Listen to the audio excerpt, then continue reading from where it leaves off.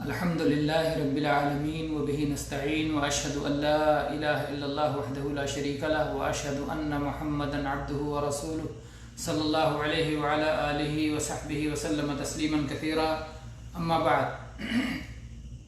گرامی قدر حضرات و خواتین،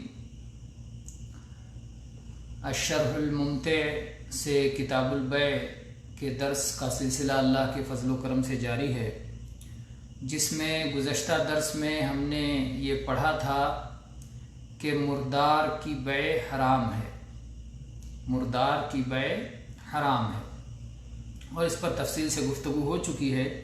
اسی میں ایک سوال اٹھایا شیخ نے، شیخ ابن عثیمین رحمہ اللہ کی کتاب الشرح الممتع سے ہم یہ پڑھ رہے ہیں. تو شیخ نے ایک سوال اٹھایا، ما حکم بیع الثعلب المحنط، لومڑی جسے حنوط لگا کے دوا وغیرہ لگا کر کے رکھا گیا ہو، اس کا بیچنا کیسا ہے، اس کے بیچنے کا خریدنے کا کیا حکم ہے. بہت سارے شوقین لوگ لومڑی کو لا کے رکھتے ہیں، اس کو شکار کیا جاتا ہے زندہ شکار کر کے، پھر اس کے بعد اس کو کسی طرح سے مار دیا جاتا ہے اور اس کو اس طرح دوا لگا دیا جاتا ہے کہ بالکل زندہ محسوس ہوتی ہے، تو اس کو گھروں میں سجا کے رکھتے ہیں. یہ مردار ہے، اسے ذبح کر کے بھی حلال نہیں کر سکتے، مرنے کے بعد وہ مردار ہو گیا. پھر دوا وغیرہ لگا کر کے مومیا کر کے اسے رکھتے ہیں. ایک شوق ہے، لیکن شرعی حکم اس کا کیا بنے گا؟ کیا اس طرح کسی بھی جانور کو، لومڑی ہو، لومڑی کے علاوہ ہو، کسی بھی جانور کو، مردہ جانور کو دوا وغیرہ لگا کر کے اس کو زندہ کی اس طرح سے بنا کر کے رکھا جائے تو اس کا خریدنا اور بیچنا کیسا ہے؟ تو شیخ نے جواب دیا کہ جائز نہیں ہے، اس لیے کہ یہ بھی مردار ہے اور اللہ کے نبی کریم صلی اللہ علیہ وسلم نے مردار کی بیع سے منع فرمایا ہے. حدیث صاف صاف کہ نہى النبی صلی اللہ علیہ وسلم عن بیع الخمر والمیتہ، اللہ کے نبی صلی اللہ علیہ وسلم نے شراب کی خرید و فروخت سے، مردار کی خرید و فروخت سے منع فرمایا ہے. اس لیے جو بازار میں یہ خرید و فروخت جاری ہے یہ حرام ہے، جائز اور درست نہیں ہے. اب ایک اور مسئلہ اٹھتا ہے کہ اگر کسی نے خرگوش رکھا ہے، لومڑی کے بجائے خرگوش، مردہ خرگوش دوا وغیرہ لگا کے رکھا ہے، تو اس کا کیا حکم ہے؟ خرگوش تو شیخ اس کا جواب دیتے ہیں کہ اگر اسے پکڑ کے ذبح کیا گیا اور ذبح کرنے کے بعد پھر کھال نہیں اتارا گیا اور ذبح کرنے کی وجہ سے اب وہ حلال ہو گیا، اس کا کھانا حلال ہو گیا، مردار نہیں رہا کیونکہ ذبح کر دیا گیا، خون بہا دیا گیا، تو اب وہ حلال ہو گیا. لیکن اگر ذبح نہیں کیا جاتا ہے، کوئی انجیکشن وغیرہ لگا کر کے، سوئی لگا کر کے اس کو ویسے ہی مار دیا جاتا ہے تو وہ حرام ہے، ظاہر بات ہے، ذبح کیے بغیر. تو دو صورت ہوگی، ایک تو یہ کہ وہ اس کو مار دیا جائے سوئی وغیرہ لگا کر کے، تو وہ مردار کے حکم میں ہے اور اس لیے اس کا خریدنا بیچنا ناجائز ہے. دوسرا یہ کہ اسے ذبح کیا جائے لیکن اس کی کھال نہ اتاری جائے، کھال اس کو رہنے دیا جائے، پھر اس کو دوا وغیرہ لگا کے محفوظ کیا جائے، تو یہ جائز ہوگا کہ ناجائز؟ شیخ فرماتے ہیں دیکھا جائے گا، اگر اس میں کوئی فائدہ ہے تو پھر خرید و فروخت جائز ہوگی، اور اگر کوئی فائدہ نہیں ہے تو پھر خرید و فروخت جائز نہیں ہوگی.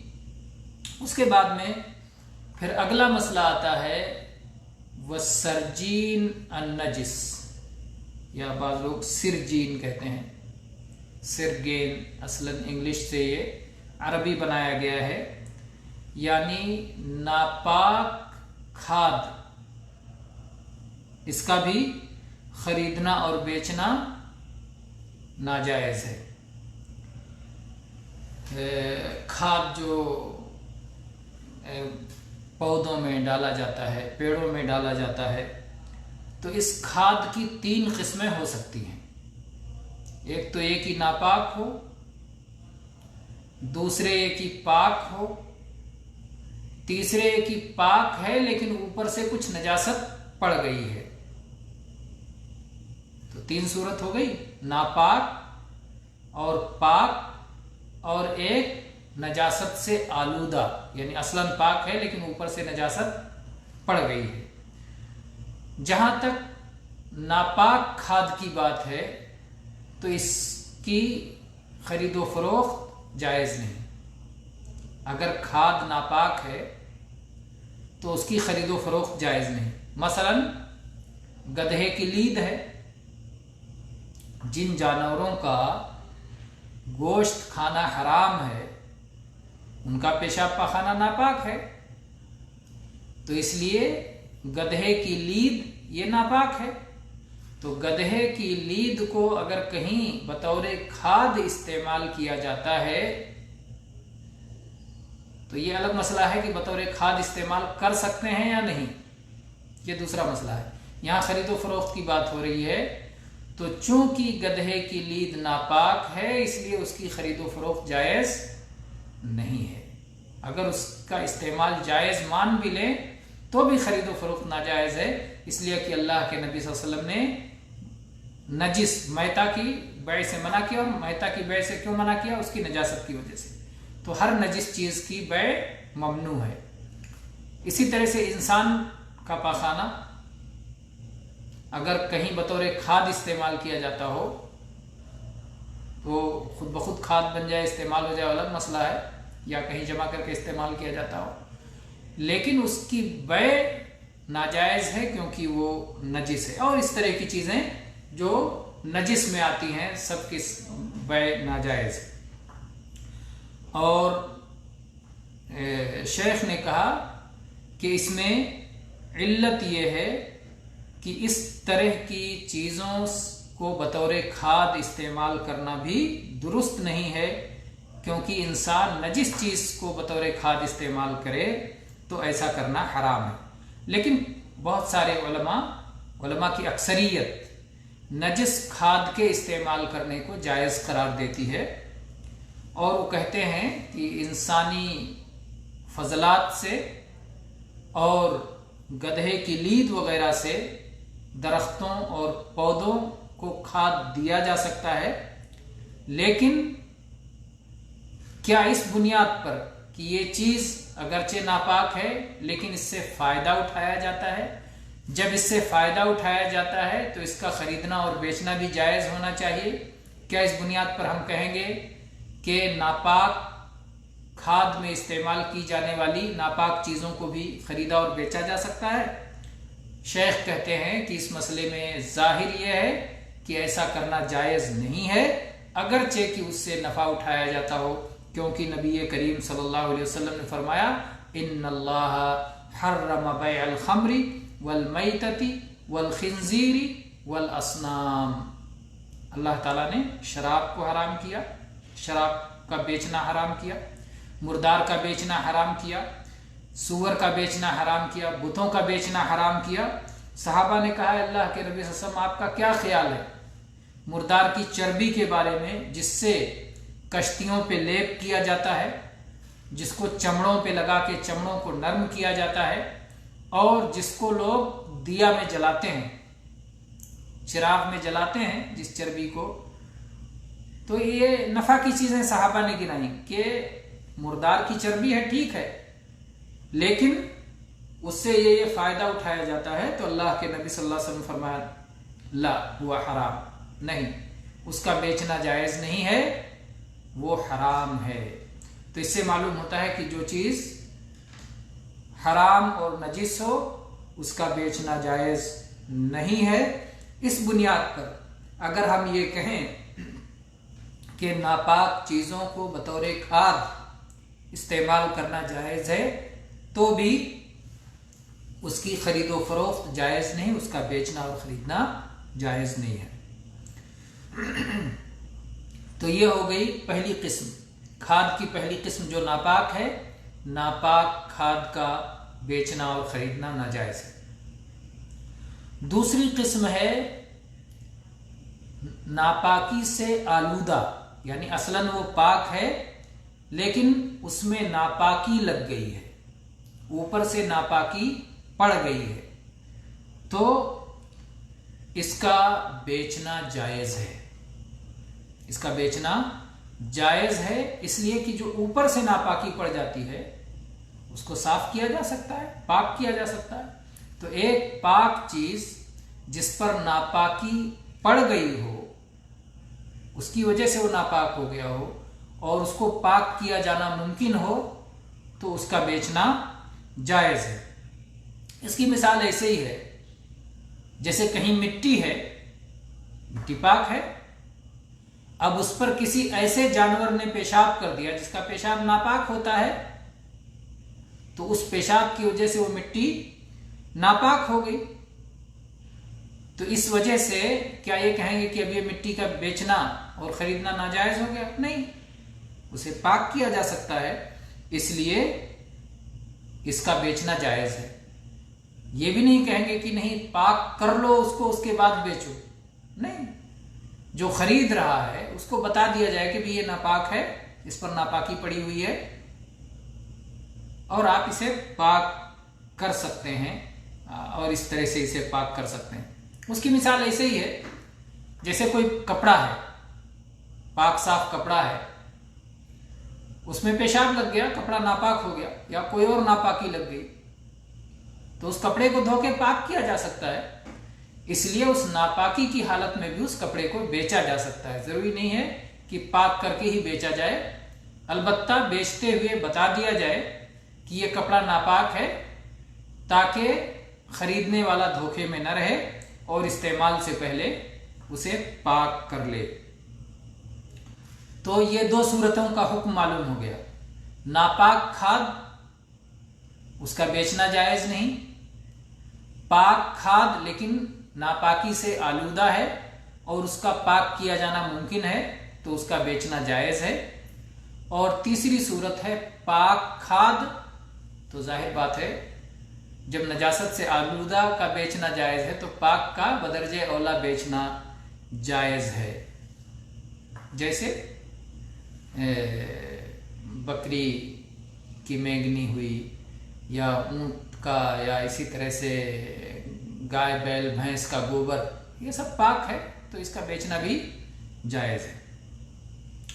उसके बाद में कहा वल अदहान अन्नजिसा, और नापाक तेल, नापाक तेल जैसे मुर्दार की चर्बी वगैरह से जो तेल बनता है, तो ये भी बेचना जायज नहीं है।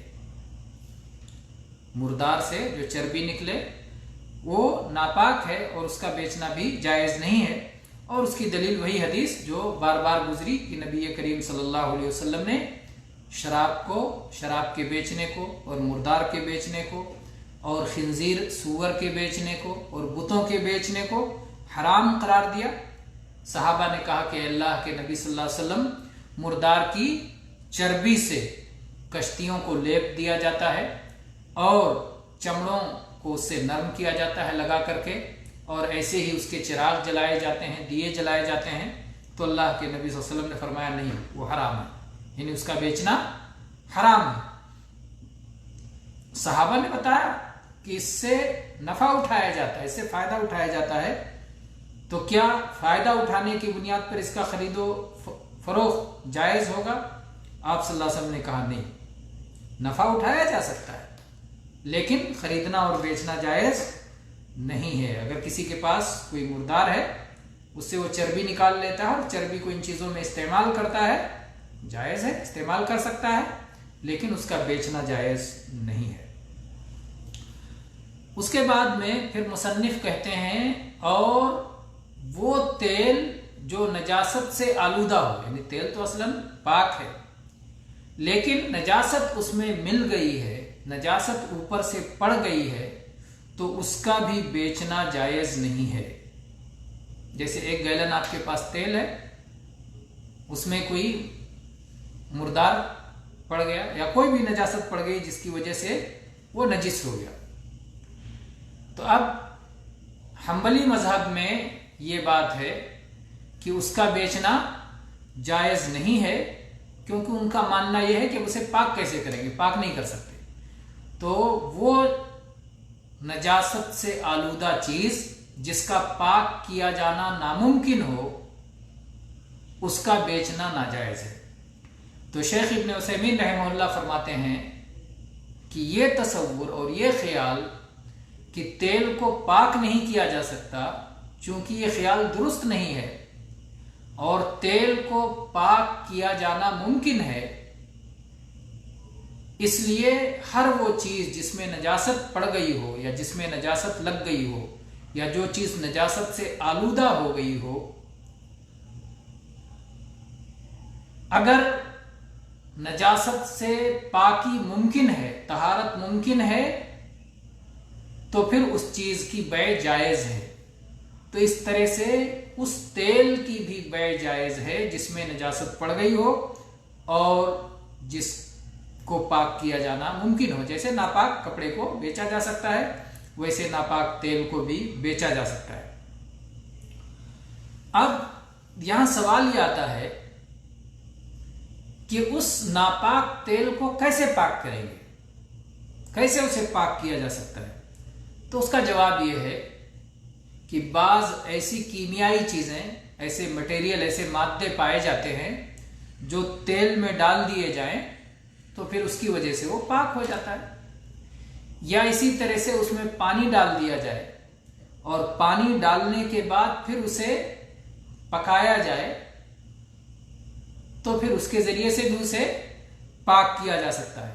بہرحال کہنا یہ ہے کہ ہر وہ نجاست سے آلودہ چیز جس کا پاک کیا جانا ممکن ہو، اس کی خرید و فروخت جائز اور درست ہے۔ اس کے بعد میں مؤلف کہتے ہیں،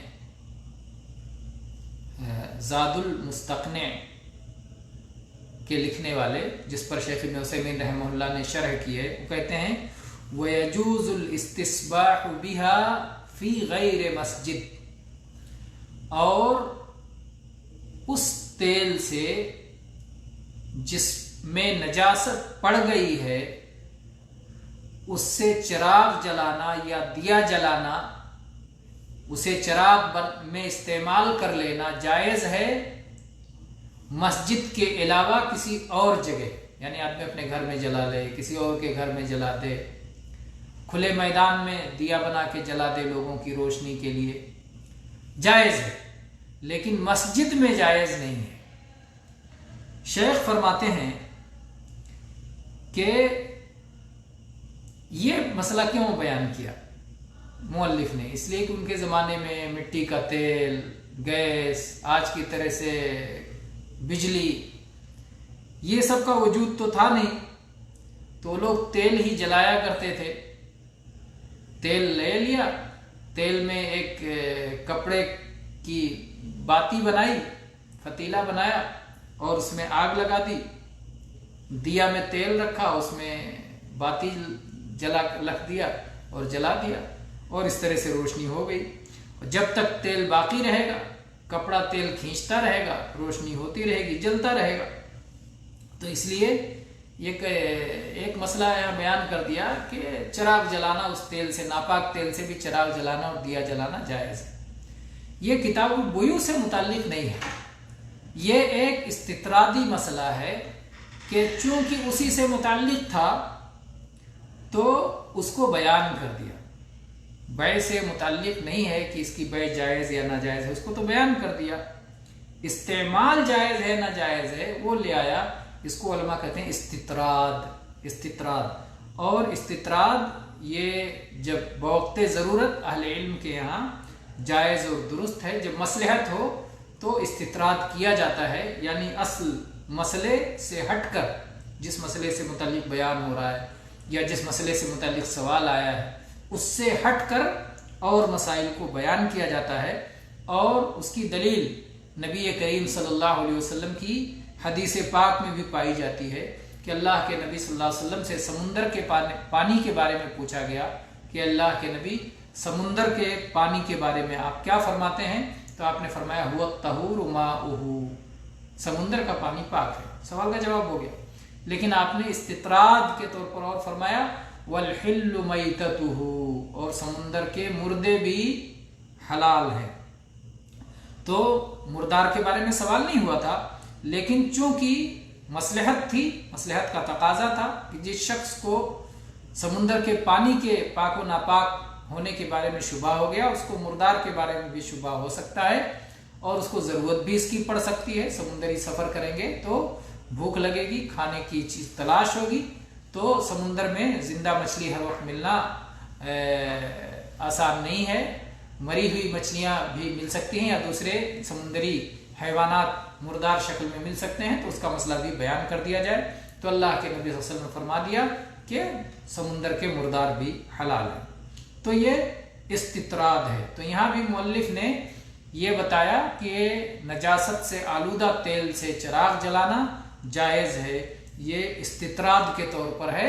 उसके बाद में शेख ने जो ये इस्तिस्ना कर दिया कि मस्जिद में ऐसा नहीं करना, नापाक तेल से मस्जिद में दिया नहीं जलाना, मस्जिद में चिराग नहीं जलाना। क्यों? उसकी वजह यह है कि इसकी वजह से मस्जिद नापाक हो जाएगी, क्योंकि जब तेल नापाक है और वो नापाक तेल जलेगा, उसकी वजह से जो धुआं निकलेगा वो धुआं भी नापाक होगा, और चूंकि मस्जिद को नापाक करना हराम है, इसलिए वहां पर नापाक तेल का चिराग जलाना भी हराम है।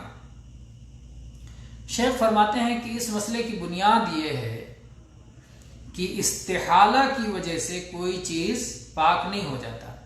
यानी तेल तो ठीक है नापाक है, लेकिन तेल जब धुआं बन गया तो धुआं भी नापाक है, क्योंकि वो तो बदल गया। तेल था, तेल में नापाकी गिरी थी, लेकिन तेल अभी उसको जलाया गया, चिराग बनाया गया, तो उसके बाद उससे जो धुआं निकला, तो धुआं तो दूसरी चीज है, तो धुआं क्यों? उसकी वजह से नापाक हो गया। तो जो उलमा कहते हैं कि इस्तिहाला की बुनियाद पर चीजों का हुक्म भी बदल जाता है, तो उनका दूसरा मसला होगा। और जो कहते हैं नहीं इस्तिहाला की वजह से कोई चीज पाक नहीं होती, तो उनका दूसरा मसला होगा। उसको और मिसाल से समझें। मिसाल के तौर पर एक कुत्ता नमक के कान में गिर गया, जहां पूरा नमक ही नमक होता है, अगर कुत्ता उसमें गिर गया तो कुछ दिनों के बाद वो कुत्ता भी नमक बन जाएगा। फिर उससे जो लोग नमक निकालेंगे उनको क्या पता कि ये कुत्ता था पहले, उनके सामने तो सिर्फ नमक ही नमक रहेगा, उनको क्या पता कि ये कुत्ता था। तो चूंकि कुत्ता नमक बन गया और नमक हलाल है, नमक पाक है, इसलिए अगरचे वो कुत्ता था, अब उसकी हालत तब्दील हो गई, इसलिए पाक है। ये कुछ उलमा कहते हैं। कुछ उलमा कहते हैं कि नहीं, जो पाक है तो बदल जाने से पाक नहीं होगा, इसीलिए वो लोग कहते हैं कि चिराग से जो धुआं निकलेगा वो भी नापाक ही होगा, और उसकी वजह से मस्जिद नापाक हो जाएगी।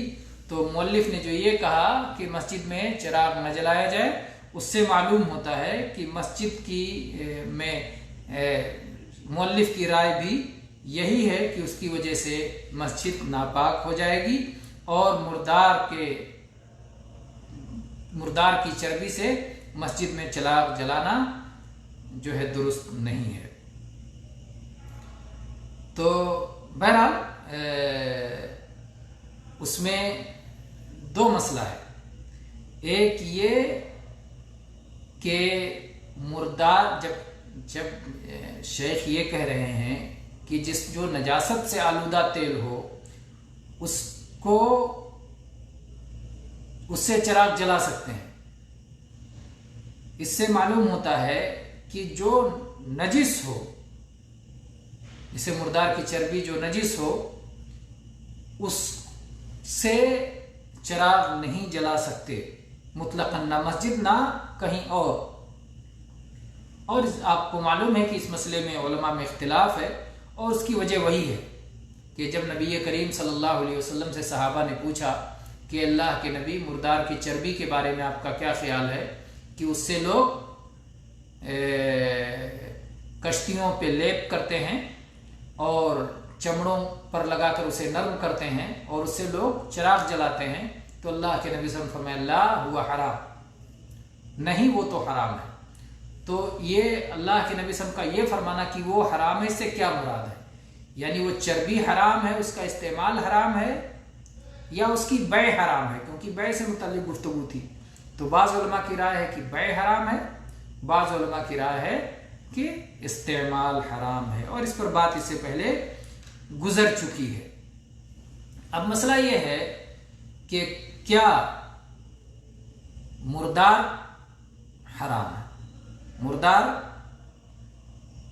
की बै हराम है, तो क्या मुर्दार की जिन्स में से कुछ ऐसी चीजें हैं जो मुस्तस्ना हैं? इसका जिक्र पहले भी आ चुका है। इसका जवाब यह है कि हाँ, जिस मुर्दार का खाना हलाल है वो इससे मुस्तस्ना है। जैसे मछली, मछली का मुर्दार खाना हलाल है तो मछली मुस्तस्ना है, उसकी खरीदो फरोख्त जायज है। फिर उसके बाद सवाल उठता है कि मुर्दार के जो अज्जा हैं क्या वो भी मुस्तस्ना हैं? तो हाँ, मुर्दार के वो अज्जा मुस्तस्ना हैं जो मुनफसिल के हुक्म में आते हैं, जैसे बाल है, ऊन है, ये सब, तो इनका बेचना जायज है। जैसे भेड़ ज़बाह किए बगैर भेड़ मर गया, अब उसके ऊपर ऊन है, तो उसका मालिक उसका ऊन उसके मर जाने के बाद काट के बेच देता है, तो ऐसा करना जायज है, इसलिए कि इसका हुक्म पहले ही से अलग है। और बाज लोगों ने कहा ये होगी पहली चीज कि जो पहले से मुस्तस्ना के हुक्म में। दूसरी चीज है मुर्दार का चमड़ा। राजिह कौल के मुताबिक मुर्दार का चमड़ा भी मुस्तस्ना किया जाएगा और उसका बेचना भी जायज होगा, इसलिए कि दबागत दे करके उसे पाक किया जाना मुमकिन है।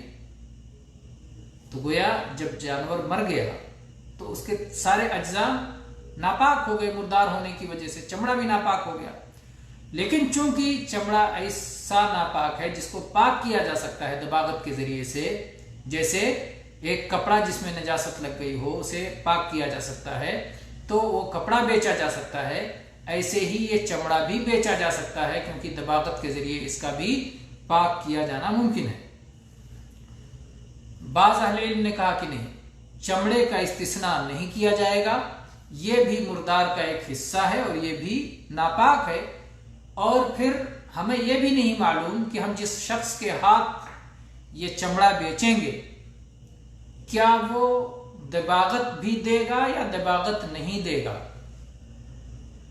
हमें नहीं मालूम।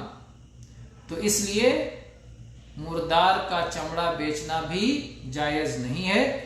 शेख फरमाते हैं कि एहतियात तो इसी में है, ना बेचने ही में एहतियात है, लेकिन कायदे के हिसाब से बेचना उसका जायज मालूम होता है फिक़ही कायदे के मुताबिक, क्योंकि जिस नापाक को पाक करना मुमकिन हो उसका बेचना जायज है। तो कायदे के मुताबिक चूंकि चमड़े को, मुर्दार के चमड़े को भी दबागत के जरिए पाक किया जा सकता है, इसलिए उसका बेचना भी मुमकिन है, जायज है। तो फिक़ही कायदे की रूह से ये कौल मुनासिब है और एहतियात के लिहाज से ना बेचने वाला कौल मुनासिब है। और शेख फिर फरमाते हैं कि हम्बली मजहब के मुताबिक बेचना जायज नहीं है, इसलिए कि उसका नफा मुक़य्यद है, नफा मुतलक नहीं है, सिर्फ खुश्क चीजों में ही दबागत के बाद इस्तेमाल किया जा सकता है। तो जिसका नफा मुक़य्यद हो, नफा मुतलक ना हो, उसका बेचना जायज नहीं है। तो ये इस तरह से दूसरी शर्त की बहस आज मुकम्मल हो गई। इंशाअल्लाह हम अगले दर्स में ये चौथी शर्त के बारे में पढ़ेंगे कि बै के दुरुस्त होने के लिए चौथी शर्त क्या है। वल्लाहु ताला आलम व सल्लल्लाहु अला नबियना व सल्लम वल्हम्दुलिल्लाहि रब्बिल आलमीन।